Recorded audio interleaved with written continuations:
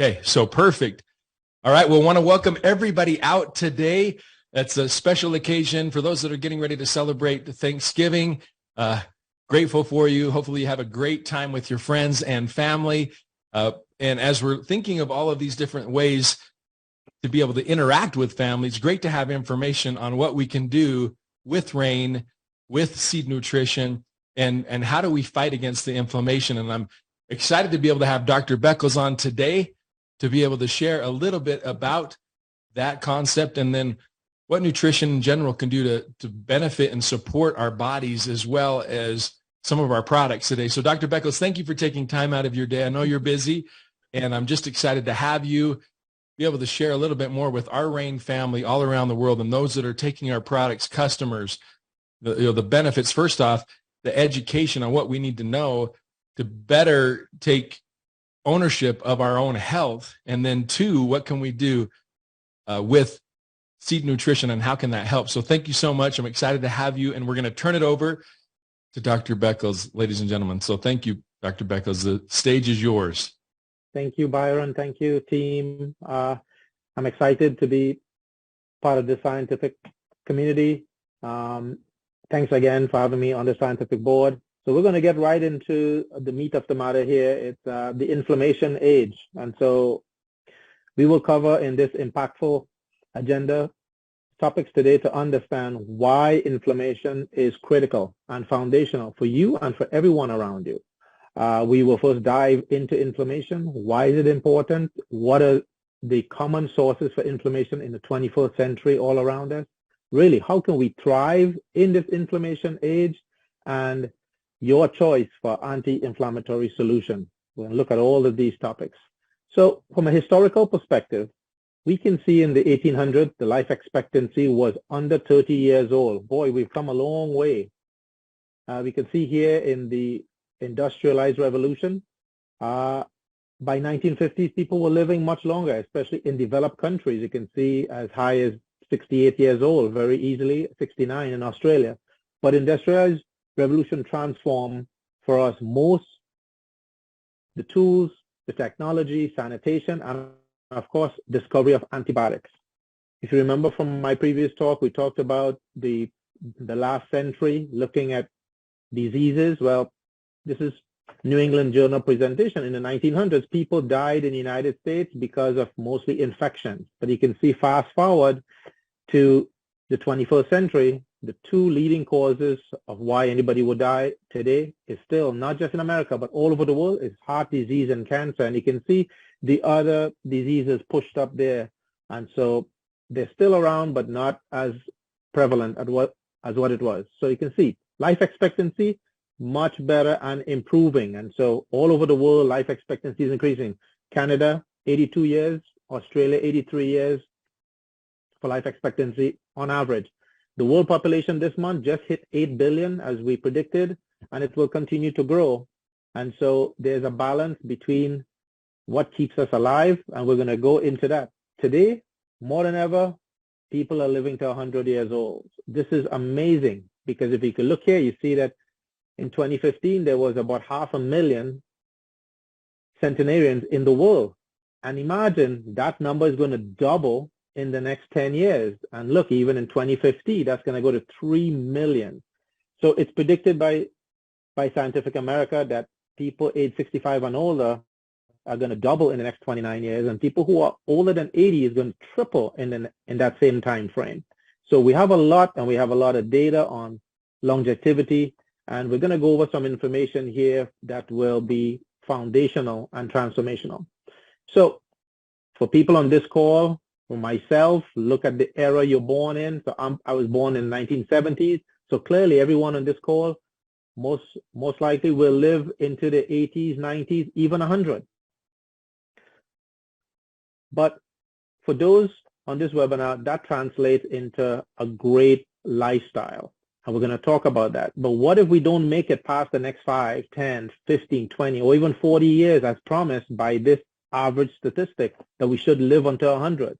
What exactly is going to rob you of those years is what the discussion is today. Statistically, inflammation is what's going to rob us. So this Harvard Magazine review in 2019 discussed raw and red hot. You can see this woman, she's burning in flames. And so the article highlighted research that spans 2 decades of discovery and history with inflammation as seen in heart disease, cancer, Alzheimer's disease. Basically, it's all over our body, from our skin, eczema, bone, brain, as in Alzheimer's disease. And even in the Wall Street Journal recently, last month, rethinking the origins of inflammation. So what exactly, let's define what inflammation is for the rest of this talk. Well, inflammation is a double-edged sword. It comes from the verb inflammare, to ignite, a kindling, to set on fire. So basically, we are inflamed on the inside. And this is through all species. And so you can see here, this is evolutionary, that we need the inflammatory process.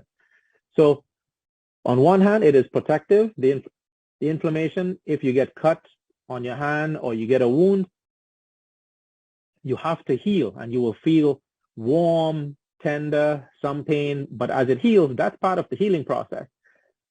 What I'm talking about today is going to be differentiating acute inflammation from an injury, and what we're going to focus on is chronic inflammation. And you can see here, chronic inflammation leads to all the different non-communicable diseases that we'll be talking about. Cardiovascular disease, cancer, the 2 leading causes of death. And we saw some acute inflammatory process in this last pandemic. And so for clarity, again, if you injure yourself, that's acute, and this is chronic for the rest of the talk. So in this summary, you can see here that more than 2 years and 10 months into this COVID pandemic that we're now coming out of, you can see that the total number of deaths on planet Earth was a little bit over 6 million people died from this very grave pandemic that we're just pulling out of. If you look at the comorbidities of people who actually were diagnosed with COVID, 50% of people had at least one comorbidity. But if you look at people who actually died of COVID, they actually 16% died and 83% had some sort of comorbidity or what we call risk factors. And we're going to go a little bit deeper into that. 83% died who had risk factors compared to those who didn't have risk factors. So when we talk about 6 million people dying in 2.5, almost 3 years, when you compare that to just what is the annual mortality or death on planet Earth every single year, it's about 20 million people die of just cardiovascular disease, and another 10 million die of cancer. Did you know that? This is coming from the world, our world in data. You can pull this data up as your reference every year. It changes. So we see here that the 6 million people that died in 2.5, in more than 3 years, is relatively small compared to this 18 million number. So do you know someone who has heart disease, for instance, who has atrial fibrillation, or who suffered a heart attack, or who has heart failure, even stroke? That's part of cardiovascular diseases. The second leading cause is cancer. Do you know anybody that have breast cancer, prostate cancer, even lung cancer, any kind of cancer? And so the list, this is the list why we won't make it to 100 years old statistically. If we get one of these really morbid diseases, that's going to cut our lifespan pretty short. So again, stopping a pandemic deadlier than COVID. Cardiovascular disease kills more people than COVID, as I just showed you. So Wall Street Journal, again, this year, mentioned that. So yes, there are diseases everywhere around us. They're deadlier than even COVID, and this article focuses on cardiovascular disease, on salt, as you can see the salt shaker in the corner, and smoking as a pandemic that still exists, and it's pushing for hypertension and smoking cessation. So let me take you through a paper. This is 2022, most recent, the European Journal of Preventive Cardiology, looking at 2 of Harvard hospitals, Mass General and Brigham, looking at people who are less than 50 years old. You can see here, they're under 50 years old who had a heart attack or myocardial infarction compared to those at baseline without inflammatory disease. And you can see they had almost 2,000 individuals. And so looking at that number, they actually compared the survival. And again, today we have data out for a decade. And you can see here in this 11-year follow-up, the cumulative incidence of why people died. People were dying in the red shows that they had baseline systemic inflammatory diseases. So they had other diseases that were part of the inflammatory syndrome, and they had a worse mortality. So imagine they were 50 years old, under 50, having their first heart attack, and they are not going to live to 100. So this is an example of where inflammatory diseases play a huge role in shortening our lifespan or life expectancy. Let's look at this other paper, 2009, that showed, again, 14-year data showing that looking at inflammatory markers, they use two inflammatory markers, which we will talk about throughout this talk, is high sensitivity CRP and MPO. And those two markers you see here, patients that had blood works drawn and checking for those inflammatory markers, their survival was almost 5 and 4, 9-fold decrease compared to baseline that had low markers. So inflammation takes away our life from us. It takes away our productivity, takes away our legacy. And so we want to know what out there. We need to learn about these markers and inflammation. So when we look at the risk factors now, we talk about what are the leading diseases. Now we're going to talk about risk factors. The top risk factors, and I highlighted in red here, we're only going to mention a few of these just for the purpose of time. But again, you can get all this data on the website. High blood pressure is the leading cause of why people die in the whole world, not just America. We're talking about everyone. Smoking is number 2, and that smoking comes in because it causes lung cancer, which is the leading cancer death also. And then I want you to pay a note at number 3, a significant amount of people, air pollution, and how that plays a role in mortality. It's something that's been ignored more and more, but more and more the numbers are creeping up in terms of our pollution, all the forest fires, the cars, the push to have natural, all green. This is where it's coming from. The next 2 under that is high sugar level, which is diabetes, and obesity, which is obviously another epidemic. So hypertension, again, this is scientific paper, hypertension research in 2016. Back then, there was no real culprit. Everybody who got hypertension, they just accepted the diagnosis and say, okay, well, there is no clear cause. And you can see here, no clear cause in 2016. But moving forward to 2021 and beyond, and we see more papers looking at putting an association of high blood pressure. What is the cause of it? And you can see that it's associated with our immune system. So the interaction of high salt intake, its interaction with our immune system, and the microbiome causes this dreaded, most common disease leading to hypertension. Again, do hypertension and immunity hold a key to solving this epidemic? Yes. So again, risk factors, lifestyle, some genetics, microbiome, some of the things we'll be talking about in all the upcoming meetings, leadership meetings, does cause inflammation and hypertension. So hypertension is an inflammatory disease in 2021 compared to what we know about it in the past. When we look at cigarette smoking, let's take number 2 on the list. Cigarette smoking. Clearly, cigarette smoking is an inflammatory process, and we take in thousands of chemicals that are really toxic to our lungs, that actually crosses barriers into our bloodstream. You can see here on the right that it does evoke inflammatory process where all the markers in blood drawn from people who smoke clearly shows that it's a pro-inflammatory at all levels. And so that's why smoking has been banned in many social environments, on airplanes, restaurants, etc., all over the world for that reason. Unfortunately, and I still have to stress unfortunately, 15% of the world population, even in America and United Kingdom, still smokes. And with a population of 8 billion people, unfortunately, that's a lot of people at risk for inflammation and for chronic diseases that we are pushing to have this as low as possible. So again, smoking, cigarettes is associated with the inflammatory process. Let's talk about a big one that is plaguing America because it's also associated with obesity. They go hand in hand. And so diabetes is also an inflammatory process. And so you can see here, it affects multi-organs, not just, but it's also affected and affects the microbiome, which is our gut, which we'll get to in a different talk. But it definitely invokes all of the inflammatory cytokines as seen on this highlighted paper.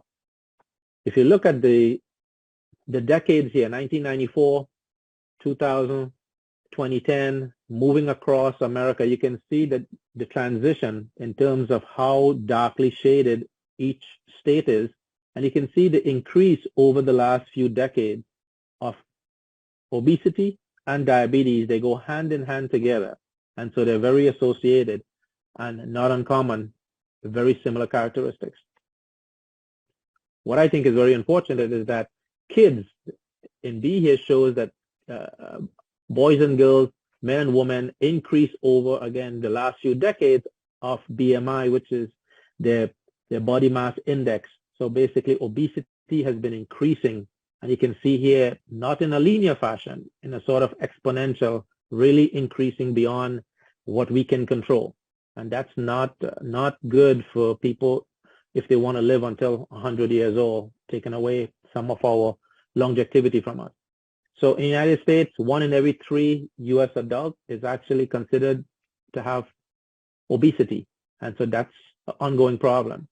But it's also an epidemic all over the world, as I'll show you next. Is obesity part of this inflammation also? The answer is yes. Look at the inflammatory markers in blood. Again, overnutrition.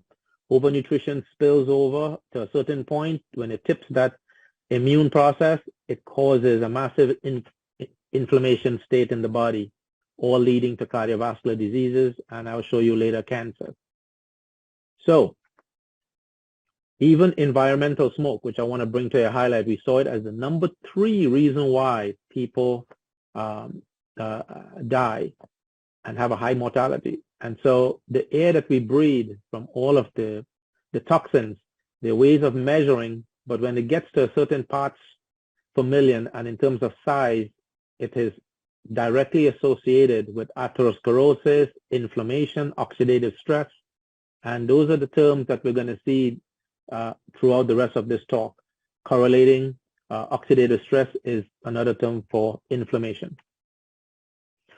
Again, looking at the size of the particle is what they look at environmentally, but it does cause inflammation in the body. So you don't have to smoke cigarettes to get inflammation. It's in the air that we breathe, and depending on where you live and which environment, how much local government is doing to actually protect its air is really what that comes down to.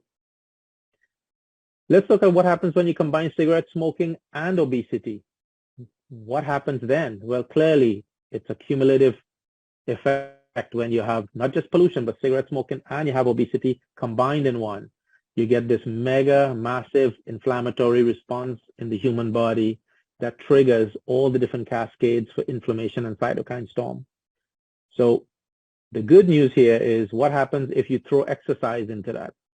So someone that smokes and someone that actually is obese and try exercising. Remarkably, it's almost like a miracle. Remarkably, there's decreased inflammation with exercise, and that's been shown over and over and over again. So that's something to pay note to. 2 things that can give you back those years to get to 100 years old are exercise and nutrition. Those are the only 2 things to push you forward into where we need to get to. So Harvard Medical School published diseases that are linked to chronic inflammation and eye diseases of the eye, diseases of the heart and blood vessels, lungs, liver, digestive system, your kidneys, your skin, brain, spinal cord, joints, arthritis, and autoimmune diseases, all are linked today to chronic inflammation. And this is a powerful information that we need to spread to everyone to be aware. So we talk about chronic inflammation, it touches on everything, but it touches also on different diseases, not just cardiovascular, also cancer and diabetes. So I showed you earlier on the top leading causes for death in the world. Cardiovascular disease was 18 million people in 2019. It's still in the near 20 million people before COVID and after COVID. It's still the same and will continue to increase as the population increases and as these risk factors and inflammation stays around. Look at the second leading cause of death. Another 10 million die from cancer. Is cancer part of that inflammatory process? The answer is yes. This is Cell, one of the most prestigious journals out there, reviewing, again, immunity, inflammation, and cancer. And so the progression of cancer, which starts for most part slowly and progress over time, is modulated by the inflammatory process until it gets to a point where it spreads and metastasizes throughout the body. So again, chronic inflammation, infection, immunity, it's all linked to this inflammatory process that also supports in that microenvironment and supports cancer growing, starting, propagating, and even spreading. So heart disease, cardiovascular disease, and cancer, the two leading causes of death, more than almost 30 million deaths every year, is more than the 6 million pandemic that we just came out of. So again, the role of tumor inflammatory microenvironment in lung cancer, well documented, all of the inflammatory cascade. This is 2021, Frontiers of Pharmacology. And again, this is 2022, British Journal of Cancer. Again, the force of chronic inflammation. Inflammation breeds cancer. It breeds diseases that we don't want. And that's what this focus of this education seminar is all about. So, as I started my topic, why is inflammation important? Well, this is off the CDC website. By the time I finished this presentation, more than 100 people would have died. Every 34 seconds in the United States, someone dies of cardiovascular disease. That's just cardiovascular disease. That's not even accounting for cancer. So every 34 seconds, it's a silent killer, creeps up on us, get a heart attack, we die in our sleep. This is what we're talking about. Those people never make it into their 100 years. When we look at the same website, what are the risk factors?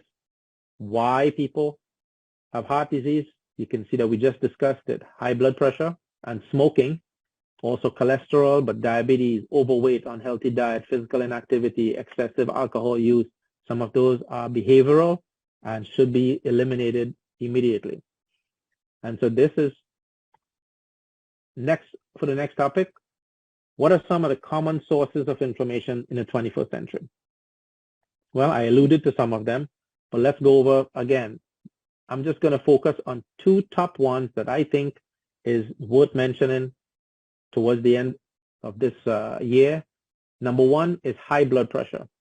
And so high blood pressure, when we look at this paper that I discussed the last time, looking at 195 countries and looking and seeing why people died. 11 million people died and why they died and how did it relate to their dietary risk factors. Just looking at their diet as a risk factor, we saw that a diet high in sodium, so we're talking about salt here, sodium chloride, putting salt on our food, the kind of foods that we eat. Diets low in whole grains was the second leading cause of cardiovascular death. Low in fruits, low in nuts and seeds, low in vegetables. So diet high in sodium played a huge role in that cardiovascular space. And salt reduction to prevent hypertension. This is JACC, which is Journal of the American College of Cardiology 2020, showing that salt intake, look at the detrimental effects of salt have throughout our entire pathophysiological mechanisms, from our blood pressure, damage to the blood vessels, hormonal pathway gets also damaged, inflammatory pathway, this is an inflammatory disease we talked about, gut microbiome, and again, leading to end organ damage, and you can see every single organ gets affected. And you can see here on the last box that 3 million deaths a year could be eliminated if salt is responsibly used. All the meta-analysis out there shows that decreasing salt can decrease your blood pressure. And what does it mean? This one slide is what you need to talk about at every table, is how much salt should we really eat? Because 9 out of 10 Americans consume too much salt. 9 out of 10. That's the majority. That's almost everyone. So less than a teaspoon per day in 24 hours. Not putting a teaspoon on every meal 3 times a day, but 1 teaspoon, 24 hours is all the salt you need. Your food should have enough salt in it. Let's talk about the second risk factor. Second risk factor, the first one was hypertension, second one is going to be diabetes. And diabetes, again, affects plagues the entire, it's an epidemic. It's all over the world. I'm sure you know someone who have diabetes, but if you don't know someone who have diabetes, look at this here. 84 million in the United States have pre-diabetes, and 90% of them don't even know they have it because they haven't gone for their blood test, they haven't checked it, they're just going about living their everyday life, and one day they will show up and find out that they have diabetes. So every 21 seconds, someone in the United States is diagnosed with diabetes.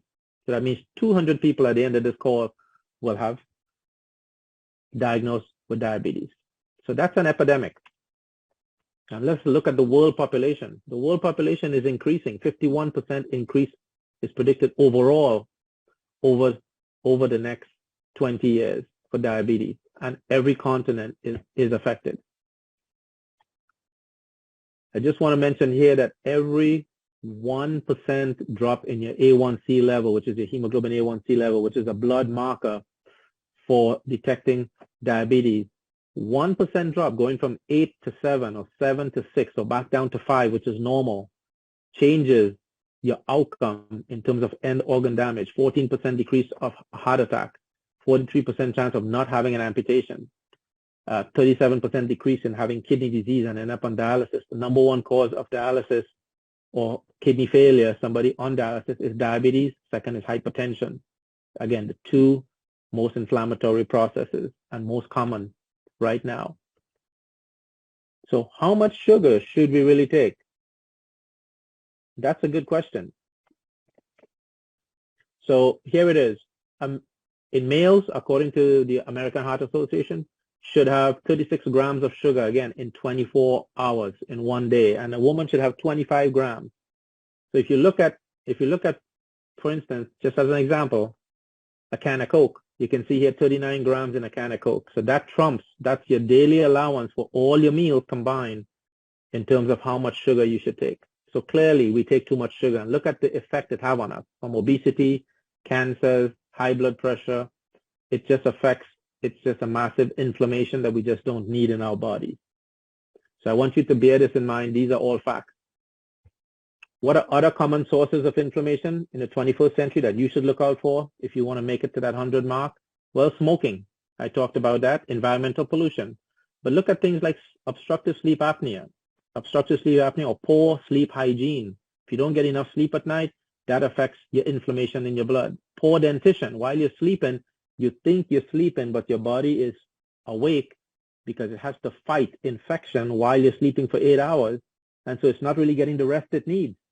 And so, again, having poor dentition or caries in your mouth can lead to chronic infection that your body have to keep fighting for days, months, years. Unacceptable. Sedentary lifestyle, inactivity is also, as I showed, part of that inflammatory process. Exercise reverses that, which is great. And of course, the Western diet is plagued with inflammatory food. So can we thrive in this inflammation age, and how? How to do it? So we can move to this. We see here when we summarize 2019, 33% of deaths is coming from cardiovascular disease, 18% is coming from cancers, 74% is from non-communicable diseases, and the other infections is caused by 14% of mortality. When you look at the media coverage today, what are they talking about? You can see here on the bottom line, traditionally, terrorism, whatever gets our attention. Our brain is always looking out for what's going to harm us. And so it's always going to look out for what sells news, terrorism, homicide, suicide. Okay, and so why is none of what I'm telling you on the news? It's actually in the media, it's information age, and that's why leadership is bringing this to you. When we look at heart disease, right here in green, that little line, that's how much the media presence, and this is in the Guardian newspaper, very prominent media that's looked at. And look at cancer. Cancer is much more prevalent than heart disease, but heart disease is actually the leading cause of mortality. So here it is lined up. When we look at Google searches, heart disease come up as a tiny sliver, or media coverage, whether it's New York Times or it's even newspaper like the Guardian. And so it's those biases that we have to look out for. This is the sort of information that you need to spread to your other loved ones, to your society, to your churches, to your communities, and let them know what inflammation is and how it's actually hurting us. Are we successful so far? This is CDC publication 2007 saying that we're going to prevent obesity in children. And 10 years later, in 2017, here's the World Health Organization showing us how much we have failed, because we have a tenfold, not twofold or threefold, but a tenfold increase in obesity. So it has captured the attention of the World Health Organization now that our kids, what happens to those kids? 80% of them go on to be obese in adulthood if they start off in children, a child age of being obese. That doesn't sound like it's going to lead to living to beyond 100 as expected, our life expectancy. So there's a problem. There's a disconnect. When we look at what causes, how much contribution to health, what are the determinants of health? How do we stay healthy? When we look at this from a holistic standpoint, we can see here that behavioral patterns, 40%, when you look at people who live to 100 years old and you do interviews with them, their behaviors, their patterns is what predicts their long-term survival. Genetic predisposition is only 30%, so it's not the majority. The second largest is social circumstances, of course, having a job, having food to eat, and in your environmental exposure. Healthcare, medicines, taking medicines or having surgery, like what I do, only accounts for 10% of why you will survive and live long. So we look at Maslow's triangle here, or pyramid, showing us what are the needs that we need in order to become a legacy. All the way to the top, the purple line is legacy status. We have to start from the very basic, and we have to get it right. Our health is the most important thing. Without it, we really cannot move to the next step. We really have to get our health right, and eating right and exercising, the two most important things, is critical. And inflammation, you just have to look for it and get rid of it. We have to take responsibility for our risk factors. They are modifiable and they are non-modifiable. We have to go after the modifiable risk factors. The smoking has to stop. Excessive alcohol has to stop. To get rid of physical inactivity, we just have to move more. That will help obesity and help cholesterol level to come down, and depending on what we eat. So back to inflammation. Foods that fight inflammation. Again, I presented these slides before. Low fruit and vegetable intake may account for millions of deaths, not thousands, but millions. So that's something that is the focus. Many scientific articles are coming out now, more and more recent. This is 2015. Consumption of a healthy dietary pattern results in significant, note the word, significant reductions in C-reactive protein. That was the C-reactive protein that I showed you before, that if it's decreased, your survival is great, and if it increases, your survival over the next 10 years could be greatly affected. So imagine consuming what you eat can determine, number one, inflammation and also survival. So effect of dietary patterns on C-reactive protein. Again, many papers are coming out on this, looking at the science, following it, doing studies, and we'll hopefully conduct some of these studies also. But look at inflammatory biomarkers in adults with diabetes. When you take diabetes and you look at their inflammatory markers, looking at meta-analysis, again, similar results are seen using all the different diets, from DASH diet to the anti-inflammatory diet to Mediterranean diets. Again, long-term, these things have a great consequence on living longer and getting to our life expectancy as promised. When we look at dietary inflammatory index, what's called here DII, you look at this curve here on the right, the DII in red shows that there is a higher in dietary inflammatory index. That means if we eat food that are high in inflammation, it leads to more and more cardiovascular disease and death. And so the highest line there is the highest inflammatory index. Well, the opposite is also true. If you eat food that are low in inflammatory state, guess what? It decreases cardiovascular disease and helps to decrease all the different inflammatory markers that I just talked about and every risk factor. So looking at foods that are anti-inflammatory is critical. moving forward, and to share the word that this is one of the solutions to help live a long life. There are a lot of foods that are full with anti-inflammatory activity. And what you're going to see more and more coming out now is part of what's called functional medicine. It's changing the paradigm after decades and decades of learning that it's not just medicines that can take care of diseases, but really going over what exactly is the cause of the problem. Where is the problem really at? Is it social? Is it economic? Is it environmental? And get to the bottom of it and try and come up with ways of helping patients live longer. Nutrigenomics is something we're going to also see. The microbiome, upcoming lectures, we'll talk about microbiome and probiotics and how that play a role on our DNA and how do we prevent cardiovascular disease.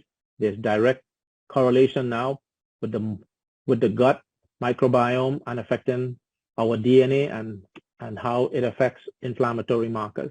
So rethink functional food as a holistic approach is the theme moving forward. This is 2021, and I think we're going to see in the next 3 to 4 years, these are the publications that are exponentially going up, increasing over time on these topics, and we're going to see more and more attention on these great topics. You can see here that, again, let food be thy medicine when possible, should be always possible. You have to put that as your priority. Look at your risk factors, see what you need, because every risk factor on that line, on that graph, every risk factor, for the people that died of COVID, they had risk factors compared to those that didn't have risk factors. We have to get ready for the next disaster in our life. We want to always be prepared, but we start first with health, health, health. Getting the inflammation as low as possible. Eating foods and fruits, we know that has a lot to do with the kind of diet we have, also affects our health, in general. But let's look at anti-inflammatory solutions besides medicine, besides taking statins. So if we use food as our medicine, you can see here, we talked about last time when we talk about a huge history on the black cumin seed and looking at the molecular and how it attracts all the different industries out there today, from medicine, 20%, pharmacology, looking for something that they can actually focus on, agricultural and biochemistry. All the studies are pointing to greatness coming out of this, black cumin seed. And you can see here, anti-diabetic, antioxidant, anti-inflammatory, just this topic that we need. And so the mechanisms are already mapped out for anti-cancer and for anti-inflammatory. And so it's being used in some of our rain products right now and broken with great testimony. So you can see here the black cumin seed, all different scientific articles pointing to inflammation, its anti-inflammation effect. So it has a massive spectrum of application in all different diseases from an anti-inflammatory pathway. And again, it's one of the specialty seeds up there with chia seeds, flax seeds, hemp seeds, pumpkin seeds, all the other seeds. It's named there in 2021 as one of the specialty seeds. And so looking at Soul, its main ingredient is the black cumin seed. And again, its promise and what it delivers, reducing inflammation at the cellular level.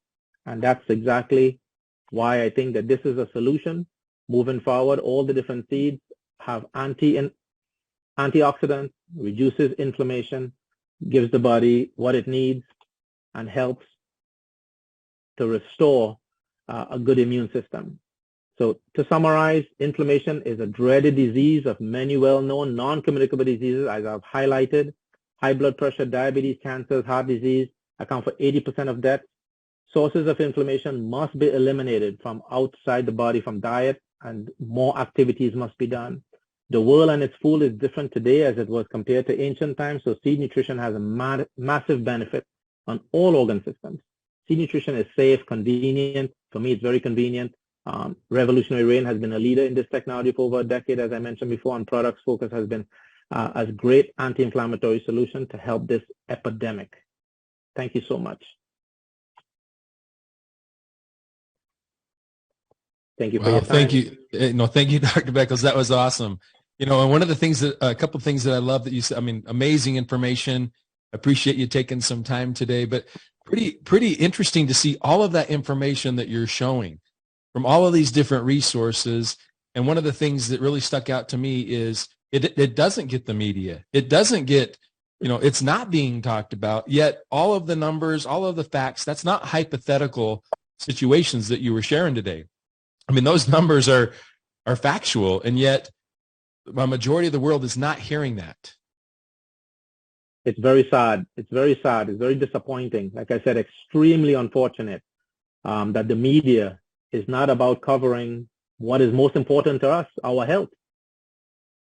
Yeah, exactly. Now and then as you're showing that and you're sharing that, another thought that came into my mind was how much we really do have in front of us that we can control. I mean, if you looked at some of those graphs that you were sharing, I mean, I know that there are certain circumstances and we have certain different things genetically, but a lot of those graphs and those numbers were showing that a majority of these different things we can control: exercise, eating, and it is something that we have power to do and to make change in.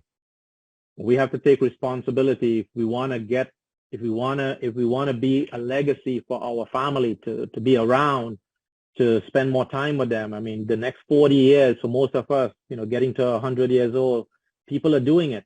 People are doing it, and we're learning from them. And so, I think it's very simple, but it's not easy. It's very simple, but it's not easy. Yeah, exactly. Well, and I love that what you're saying about creating that legacy, because that's what we're all about here. At Rain, is we want to help build something that's a legacy for not just the company, but for people, for their families. And it's so important that you're focusing on the fact that we've got to take care of ourselves if we want to be able to take care of others. We've got to be able to lead by example. If this is something that we believe in and we're promoting and we're taking, what are some other additional favorite things that we probably should get rid of, in our lives to have some things that are more important prevail. And so that's just, here we are to make a difference and make a change. And I love that we have a platform here that allows us to do that. Absolutely. I think that speaks of, leadership. Leadership makes leaders. And that's what this is. And I think that's great that Rain is really dedicated to this to a full extent. I mean, I think that most of this information, when I speak with my patients, they have never heard this before in their life. And they've seen many doctors, and this is in one of the, premier places, to come for healthcare. And again, it's something that is lacking, this information, this simple information, and not just putting it out there and publishing it, but getting it out to the masses. This is the stuff that should be out there on the media, to be aware that we have a crisis, we have an epidemic that's worse than COVID, that's out there. And our young kids, our children are getting affected now. So forget about adults, but when the kids start getting affected, it really, that's really hitting home. Yeah, no, it's so true. So true. Powerful. And, I'm just grateful that we have people like you in the world that have the education, that have the background, that see it firsthand every single day and are willing to share and willing to talk about it. Because like you're saying, that's what needs to happen. More people need to talk about it. More people need to know the numbers. And I'm just grateful. I know that you're so busy. You have so many things that you're doing. And yet I know that this is a passion for you and you're taking the time to educate. So once again, thanks so much for spending your time today, Dr. Beckles. We love having you on our advisory board. We love that you're willing to share your experiences and your knowledge and what you see, and I mean, unfortunately, you see the end result of a lot of stuff that could have gone maybe another way had people had more information. Absolutely, 100% correct. And that's exactly what drives me here, that passion that this could all be prevented. More than 50% of these problems could be preventable. And so just to know that, we go to the gas station to fuel up our cars, we only have three choices. That's it, three choices of, gasoline in front of us, right? And we have to choose one of them. Well, those who have Uber, you can, plug into a Tesla now. But the point is, you don't have many choices, and it forces us to do what's right. Right now, today, we have so many choices, and we want to really focus everybody's attention to really focus on back to basics, really eating well, exercising. 2 things only. We're not telling you to do 10 things. Just move more, do more activities, and just eat better. Eat more anti-inflammatory food. Inflammation is the enemy. Inflammation is the enemy. It's why patients come to see me, right? You don't want to come and see me. So take anti-inflammatories. That's the answer. And as natural as possible, away from pharmacologic drugs. There's so much available. Most pharmacy drugs take it from nature anyway. So you might as well stick with nature. That's been most of these things we talk about. Cumin seed has been around for thousands of years. So use it. Wow. Yep. Absolutely. Well, no, thank you for that encouragement and for your training and your teaching today, Dr. Beckles. We're once again all grateful to be able to learn from you today. Thanks for taking time once again. We wish you a great day, a great week, and thankful once again that our paths have crossed, and that we have a chance to go out there and make a difference. So, love having you here. Absolutely, my pleasure. Take care. Hey, all right, take care. We'll see you. Have a great day. You too. Thanks.